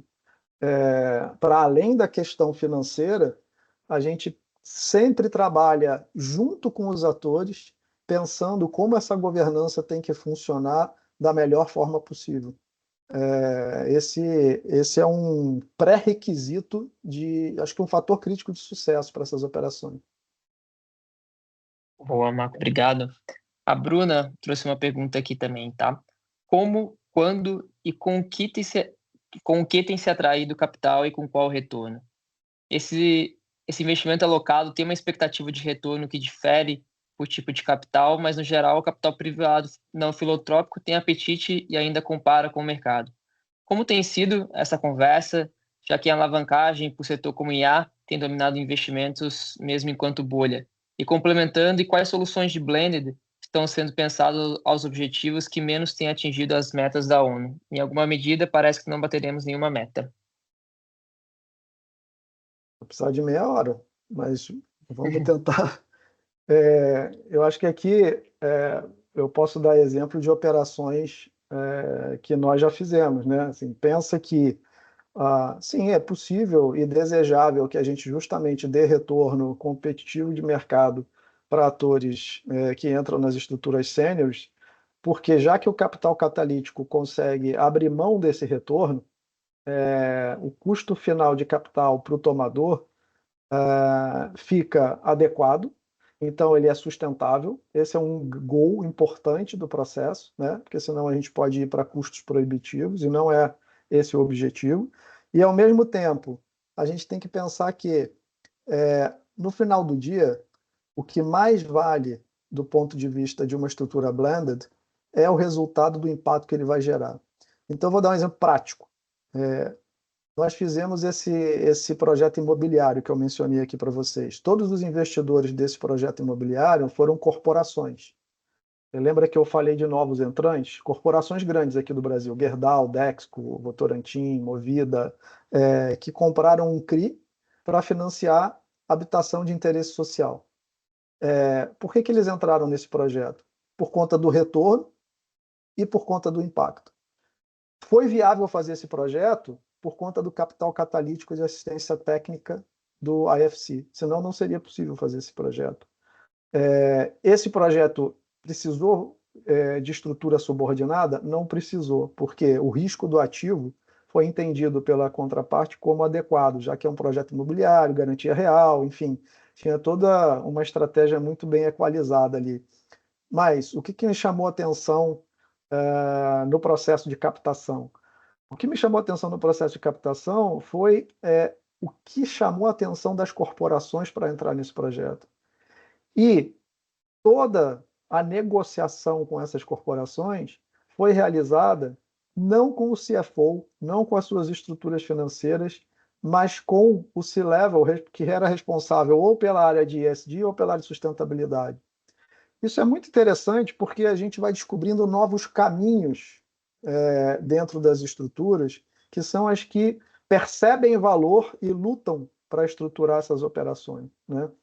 Um outro modelo que eu posso trazer aqui também, enfim, já foi citado aqui, alguns CRAs que têm saído para financiar a agricultura recentemente, saem com boas remunerações, competitivas, mas graças às estruturas subordinadas, conseguem chegar na ponta ao custo final para o tomador a um preço que também é adequado, também saudável, e que constrói valor, não destrói valor. Então, acho que a estratégia aqui é entender qual é a precificação desse capital catalítico, que, quando somada, né, e ponderada com a precificação do capital comercial, mantém a competitividade e a saúde financeira para o tomador e gera atratividade para mobilizar o capital adequado no processo. A arte de fazer essa arquitetura passa sempre por aí, atender as três partes: o catalítico, o sênior, mas o tomador final. A gente nunca pode esquecer da ponta final. O custo de capital final para ele é tão relevante quanto para o sênior, tão relevante quanto para o catalítico. Sobre o que a gente não está atendendo, essa vamos deixar para a próxima, não vou conseguir no tempo aqui responder. Mas temos essa lacuna, o que eu me mostrei, são trilhões de dólares de lacuna, né? Eu vou dizer que eu tenho a esperança de que, à medida que essa pauta ganha relevância, ganha atração e ganha força, essa lacuna ela vai fechando até o ponto de a gente conseguir dizer que, opa, estamos virando essa página. Temos que ter essa esperança, né? Boa, certamente, Marco.